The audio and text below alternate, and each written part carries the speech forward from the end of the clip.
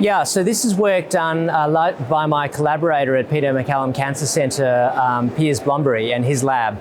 And the leverage study was a phase 1-2 investigator-initiated trial of obinutuzumab, lenalidomide, and venetoclax in first-line high tumour burden follicular lymphoma. And I presented the clinical results at ASH last year, and we saw a very high response rate, about 83%, with a 2-year PFS of about 92%. So it looks active, but we did see some difficulties with myelosuppression. At this meeting, we are presenting the MRD data, and for this, Piers used a phase-seq-like MRD platform, not quite exactly phase-seq, but using phased variant detection. And we measured it at multiple time points at baseline and after each cycle of therapy. And I think the key take-homes are that we were able to see 96% of the 50 patients had a variant suitable for longitudinal reporting. The most frequently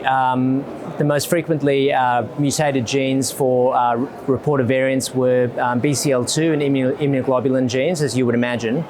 And based on that, we were able to longitudinally track variants in the vast majority of patients.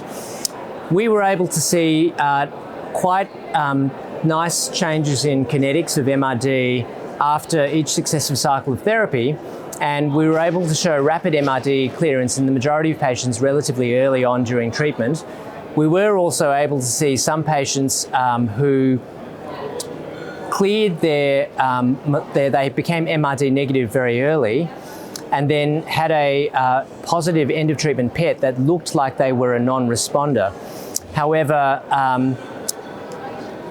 we did see in this case the utility of ctDNA to actually tell us that perhaps that a patient with a false positive PET that could not have a biopsy, if they didn't subsequently progress and the MRD in the peripheral in the ctDNA in the peripheral blood was negative, it infers that the PET scan was actually a false positive, and that the actual response assessment was probably incorrect. So I think it highlights one potential utility of ctDNA to assist in the management of patients who have FDG-avid sites of potential disease that maybe for whatever reason are inaccessible for biopsy at the end of treatment, and helping to make treatment decisions.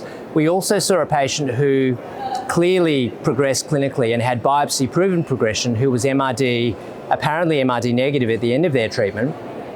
And when we went back and recalibrated the MRD measurement based on the post-relapse biopsy, there had been clonal evolution in the tumour, such that when we reset and when we recalibrated the MRD to the new variants present in the clonal evolution, the MRD became positive. So I think, and that highlights that that's a false negative ctDNA result, not really false negative, but negative because there's been clonal evolution in the tumour. So really, I think we're learning a lot more about how to use MRD in the management of patients with B-cell lymphomas, and it remains an imperfect tool which has room for improvement, but it remains a very interesting research tool in the management of patients with follicular lymphoma. And probably the most interesting thing about this is that there is not a lot of MRD